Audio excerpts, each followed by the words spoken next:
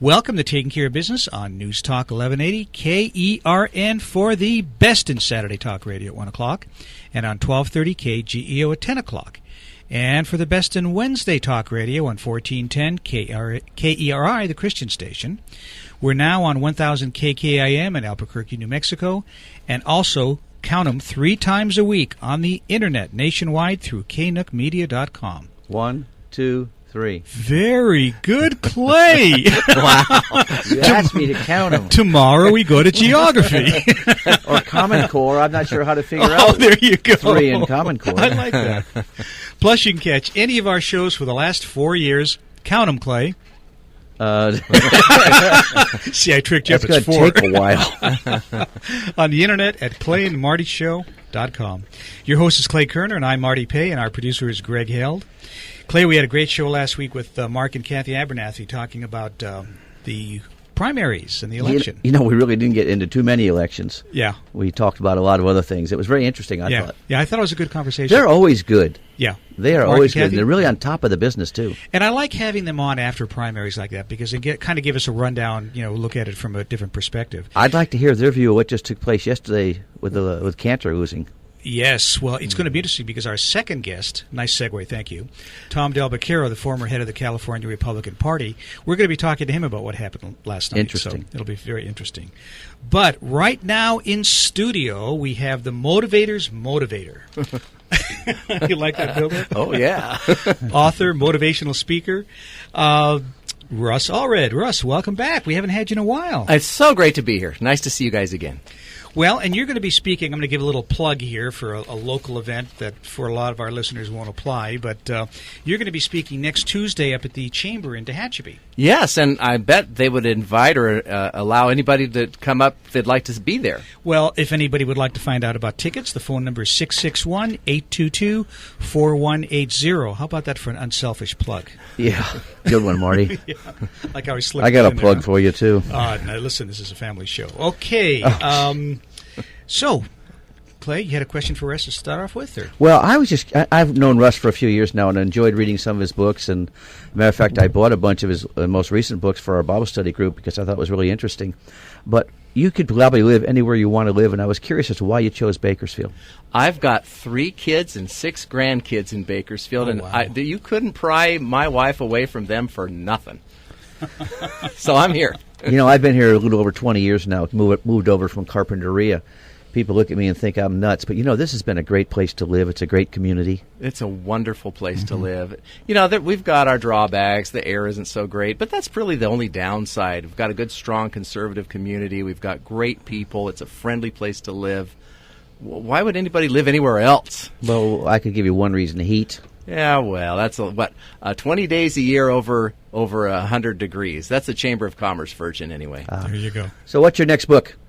I'm just working on this one right now. We're barely launching 10-minute retreats for business owners, and I would encourage any entrepreneur to take a look at it, if not buy it.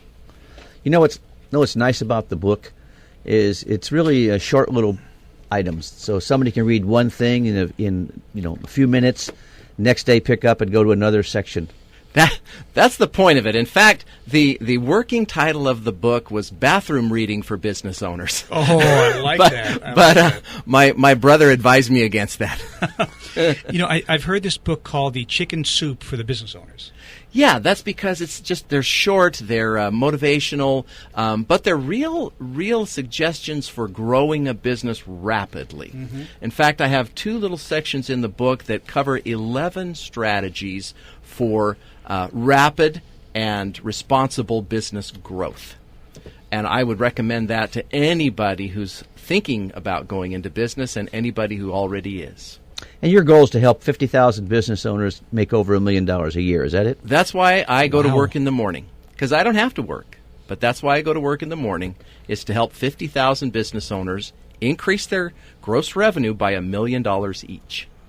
Wow, that would be nice. I'd love that right about now. I mean, how do you grow business in this kind of environment? Well, most business owners start with the wrong objective. They're starting with the objective to replace an income. And their strategies help them do that. But what that becomes is another job. And what we promote is you should start a business to create a fortune, to create wealth for yourself, to create a lifestyle for yourself. And we suggest that business owners set a new goal, not just to make a living, not just to grow 10%, but to grow 5 times their revenue.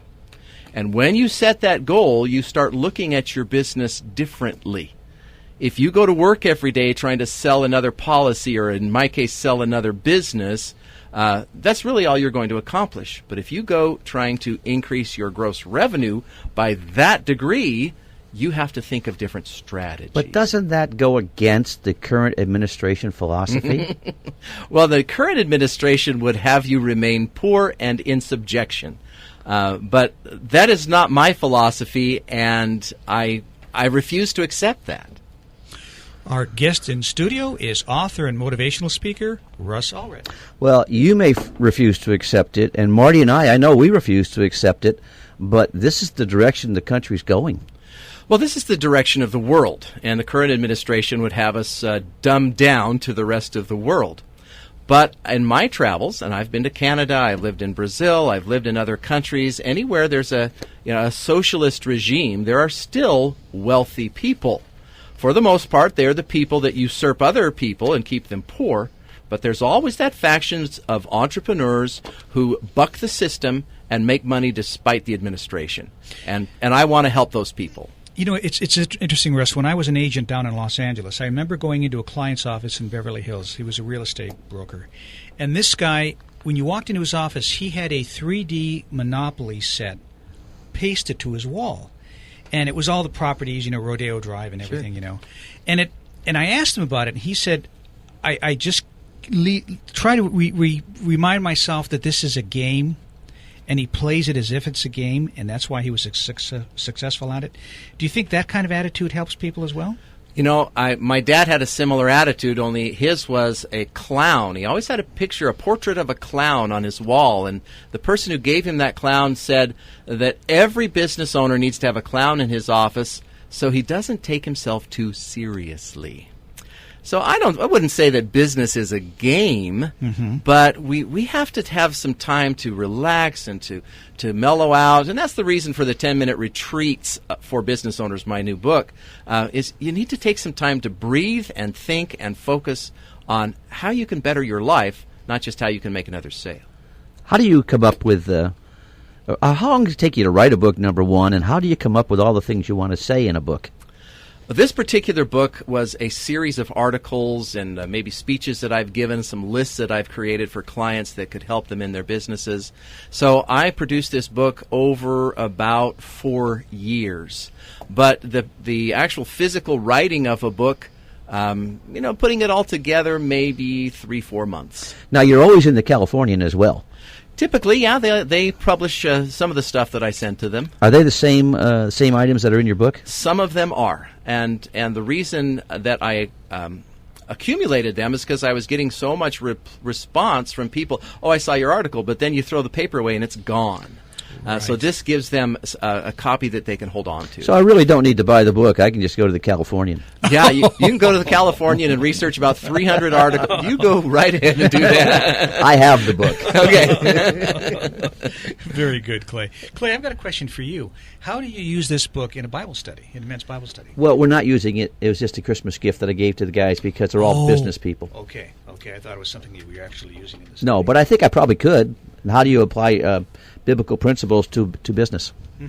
Sure. Interestingly, many of the stories that I tell in the book promote the story of Christmas, the story of Easter, of being honest, of having integrity. I think it plays well to a Christian community.